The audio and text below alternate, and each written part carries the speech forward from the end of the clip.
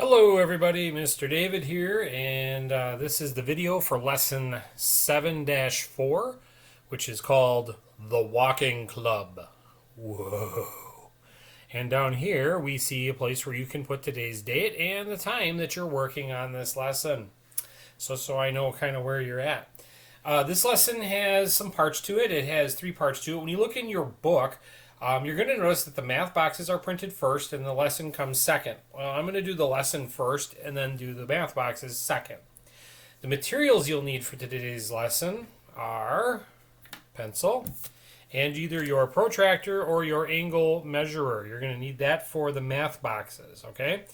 Those are the main things you're going to need. I mean, if you need a highlighter or something to mark something, that's optional, but you'll just basically need those tools for today. This lesson is more about fractions and figuring out how to use them in word problems. So today's objective is to use not just fractions, but mixed numbers, as you see here and here, to solve some word problems.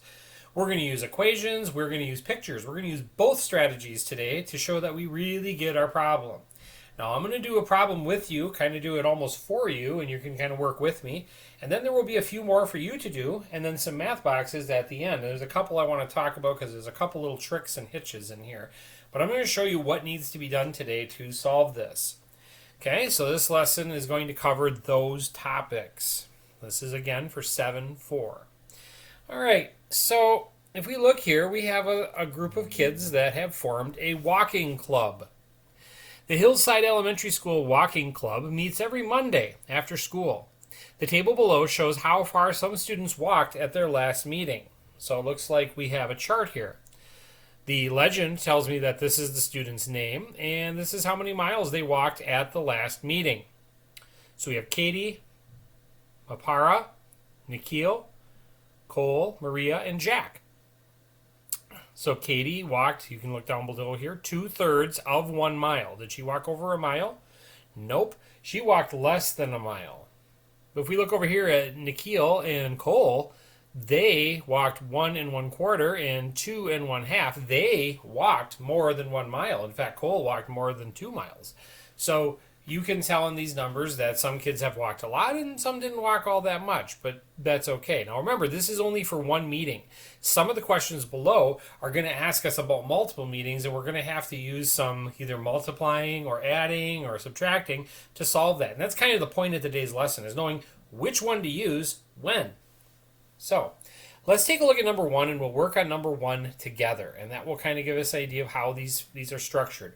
All the problems today have a question, and then it has some parts that come after it, and then there's an answer place to answer it down here, and it's already labeled in units, so you don't need to worry about that. So let's take a look at this question and take it apart and figure out what we need to do with it. Katie walks the same distance at every meeting, so we need to find how far she walks after 2 meetings. Okay, so we're going to start by drawing a picture. So here's Katie. She starts here and she walks over here. Put a dress on Katie. Okay, there she goes. She's walking, and we know she walks 2/3 of a mile. Okay, that's only 1 meeting though, and they want to know how far she walks after 2 meetings. So we need to take this distance and we need to double it, because at the next meeting she's going to do the same thing again and walk 2/3 of a mile. So this is at meeting 1, this is at meeting 2. So she's going to walk 2/3 of a mile at the first meeting and 2/3 of a mile at the second meeting. So we need to figure out how to use this picture to fill in this data down here, and we'll have our question answered. So down here they want us to write it first as a what? Multiplication equation. We learned how to do that in our last couple lessons. So we know that we are going to take 2/3 of a mile, put that star in there. Remember, we use a star instead of an X now because of all the variables and things like that. Okay, so 2/3 times, how many times does she do this? 2. Now this 2 is a whole number, so I got to write it bigger. 2. Okay, and that's going to equal her distance that Katie walks. I'm going to use K for her. So there's my equation. Now we need to solve this. So I'm going to move over here to solve it, because now remember when we solve this, we rewrite the 2 as a fraction. How do I turn any whole number into a fraction? That's right. If you have the right answer, you put a 1 underneath it. So the 2 becomes 2 over 1. Now we do the multiplication. Now remember, in adding, we only work with the top numbers and keep the bottom numbers the same. But this isn't adding, this is multiplying. So we have to multiply these numbers and these numbers. So 2 times 2 is 4. And 3 times 1 is 3. So she walks 4/3 of a mile. Yeah, that's an improper fraction. If I wrote 4/3 here, that would be okay, but not really the answer we want. There's actually a better way to write that. We want to turn that into a mixed number. We want to change this into a number that makes sense, because we don't report things like this, 4/3. Can I take a whole number out of that number? Can I take 1 whole? Remember, 1 whole is 3 over 3, right? Because 3 over 3 equals 1 whole. Can I take 3/3 out of that? Sure. I could take out that 3/3 to make 1 whole. And how many thirds would be left? Well, 4/3 minus 3/3 is 1/3. So changing 4/3 to a mixed number is 1 1/3, and you can put that here. The reason I did that is because I looked ahead. I was looking at the questions. I previewed the whole thing, and I see that down here we have a question about the whole numbers. If I leave it in this improper fraction form, it's very difficult for me to be able to know what I need to do. So I am going to use this, because it says, between what 2 whole numbers does your answer lie? 1 1/3. If that was on a number line, what would that be in between? Well, if 0 was here, and then 1 was here, and 2 was here, where would this fraction go? Would it be between 0 and 1? No, because it has a whole number, right? Right there. So it doesn't fit here. It's not here at all. So I'm just going to get rid of that. Would it be between 1 and 2? I think so. Because if this was a giant 2 and bigger, then it would be further on. But it's somewhere between 1 and 2. So I'm going to put 1 and 2. So that is basically how you do the basic problem. You draw a picture, you write an equation, you get your answer converted so you can use it and tell where it lies. In number 2, it says, Jack walks the same distance at every meeting. How far does he walk after 4 meetings? You're going to draw Jack's distance 4 times. 4 times whatever Jack walks, which is, if I look up here at my chart, Jack walks 5/6, so it would be 4 times 5/6. I do 4 over 1 times 5 over 6, solve it, put the answer there, convert it if I need to, and then figure out where the numbers lie. So it's just like above. You have a template right up here in that chart to help you solve that problem.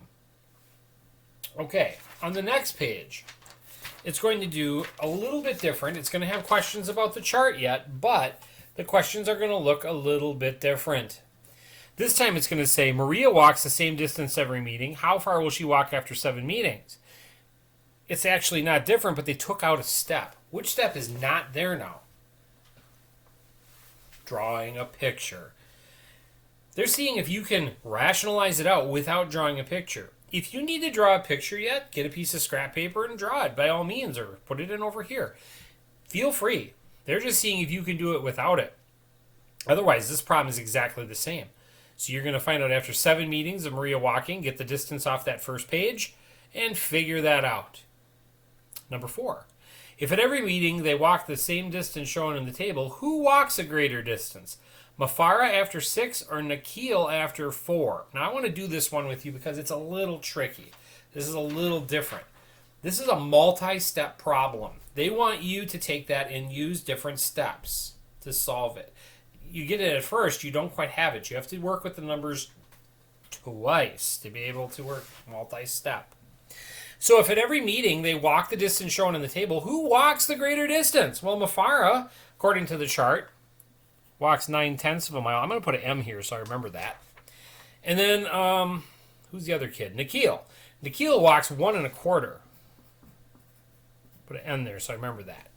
Now that's how much each one walks. Now, normally you'd say, well, if there's 5 meetings, who cares? It's always the same. We know that Nikhil walks farther, but that's not what it's asking. It says here Mafara walks 6 and Nikhil walks 4, so we don't know yet for sure. We need to multiply both numbers times how many meetings they walked. Mafara walks 6, so we put 6 over 1.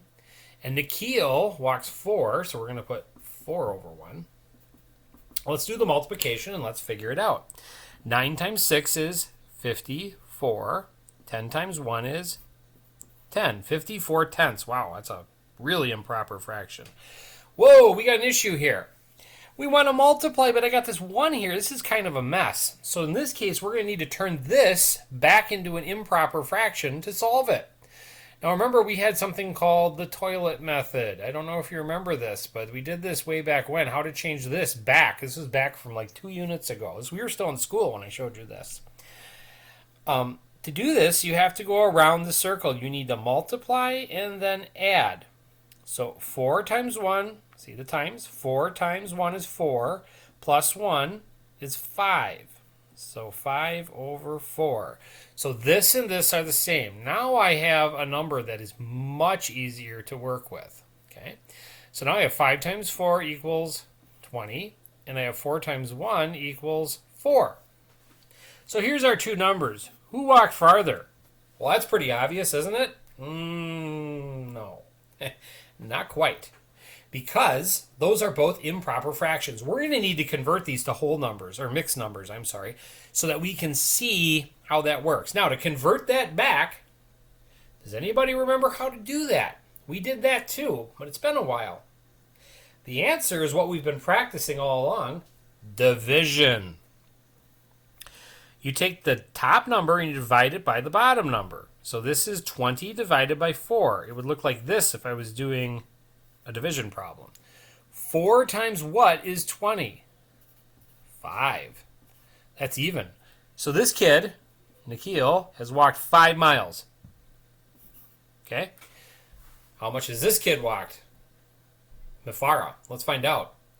So here we need to do 54 divided by 10. Wow. 54 divided by 10. Okay. So 10 times 5 is 50. Right? There's 4 left over. So he's walked 5 and 4 tenths. Where'd that 4 come from? The remainder. That gave me that number. 5 and 4 tenths miles. Now, who walked farther? Did Mafara or Nikhil walk farther? Mafara walked 5 and 4 tenths miles, and Nikhil walked 5 miles even.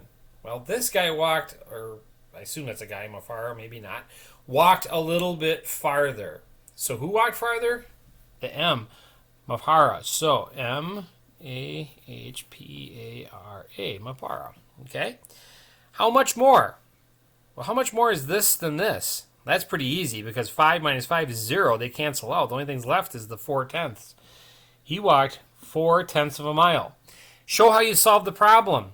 That's why we wrote all this down. It's all here. Just draw an arrow to it. That's how you solve that one. Now on the bottom, there's a couple challenge things they want you to do. The first one is make up your own story. So look at the walking club, make up your own problem, and solve it. Okay. It could be, for example, how much did Katie and Maria walk together? Katie walked 2/3, Maria walked 4/3, and you could add them up. That's an example. Down here, you're doing that, just doing some problems with times. Remember, 6 is 6 over 1, and 9 as a whole number is 9 over 1. That'll help you solve those. Here's the challenge problem. I want you to try it. That's why it says try this. It doesn't say ignore this. It says try this. If Cole walks the same distance every meeting and wants to walk a total of 7 1/4 miles, how many meetings does he need to attend? Well, that sounds pretty easy. You're going to draw Cole, add up how many you need to get to that or more. And then you'll know how many meetings, by how many pictures you drew, you will know how many meetings. And that, of course, this drawing down here, this picture, will show how you solve that problem. So, that's that lesson. Not really all that hard, I don't think. You can take your time and always rewind back and take a look at it. The last thing I'd like to look at before we're done with today's video is the math boxes. I want to go over those with you and be sure you're doing okay on them. Again, make sure you're looking at the math boxes for 7-4. They're on page 237 in your book. They actually are the first part of the lesson, like I said back at the beginning of the video. So here in number 1, they're asking you to find the measure of angle T, which is located right here. Do not use a protractor. Why? Well, because this whole is a straight angle, this whole thing. We know that this is 130 plus this, and we know this whole thing. If this line wasn't here, this would be a straight angle, and we know a straight angle is 180 degrees. So if I use that info, you should be able to do an equation with an unknown and solve it. In number 2, you're going to use a picture and number model to solve this problem. This is kind of like from last week's videos. It takes 3/4 cup buttermilk to make 1 batch of pancakes. How much is needed to make 3 batches? Sounds like multiplying, doesn't it? Maybe put a star there so you remember that. That sounds like multiplying. Looks like we need to take 3/1 times that to answer the question down here, and then answer this. You might need to do some converting. We did that today. In number 3 and 4, Carol ate 5/6 of her granola bar before lunch. Well, she must have been hungry.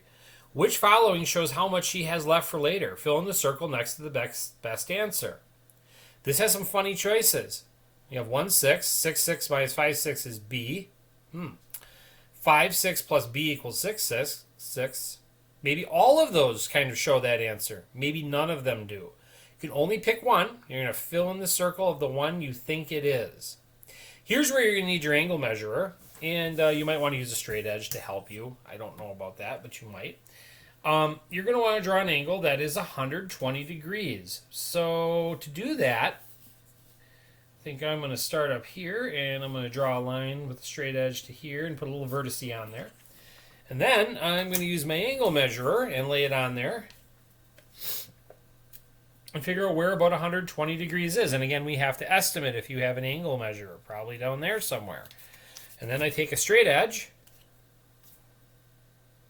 complete the angle,